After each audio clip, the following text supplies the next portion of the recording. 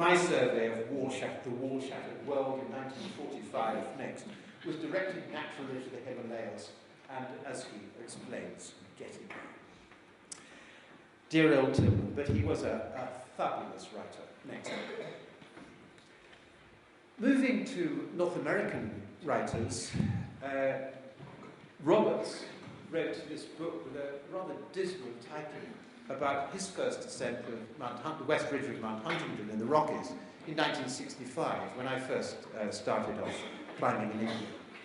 And they get to the summit. Next, please.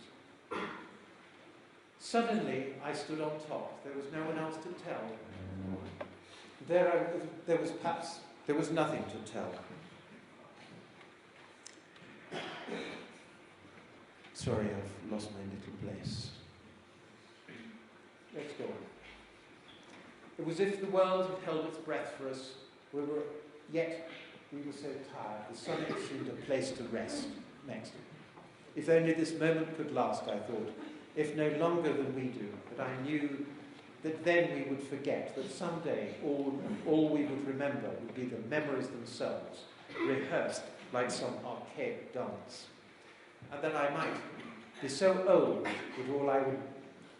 that all pierced my senility would be the vague heart pang of something lost and inexplicably sacred. A wonderful, wonderful passage. Sorry, it's stopped again. I'm just going to talk through this. Next, please.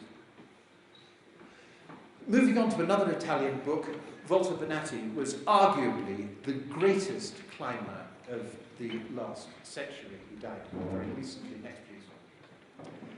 Here's his track record. Wonderful climbs in the Alps. And, of course, in 1954, Cappadue. The great controversy of that Bonatti's life and the brilliant first ascent of K2 by the Italian team. Next, please. But Bonatti was a man trapped in paradoxes. There was passion, endeavour, successes, next, versus anger, disasters, accusations that he'd tried to scupper the Italian ascent of Cappadue, and intrigue that pursued him throughout his life. Next. There was the glory of Italy, possibly the shame of Italy, if you believe what Bonatti says. Next. His selflessness, that he won his court case against the club, against a journalist, gave all the money to a charity, but continued to be obsessed by the case. Next. But above all, Bonatti had an ability to push through boundaries. Next.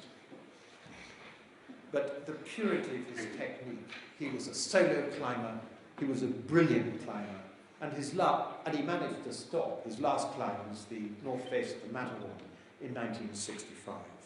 A fantastic book. Next. Well, now I'm going to end with a little bit of personal stuff. Peter Boardman was a friend of mine, and he wrote Sacred Summits in the late 1970s. Next. Here he is. Next, please. And it's a fantastic climbing year. It's a love story of Hilary, his wife, and later his widow. He went to New Guinea. He went and climbed Kanchenjunga. He climbed Garishankar. He told us about the death of his father, and the book sort of takes you through what it's like just before you go on an expedition, as written in that last paragraph.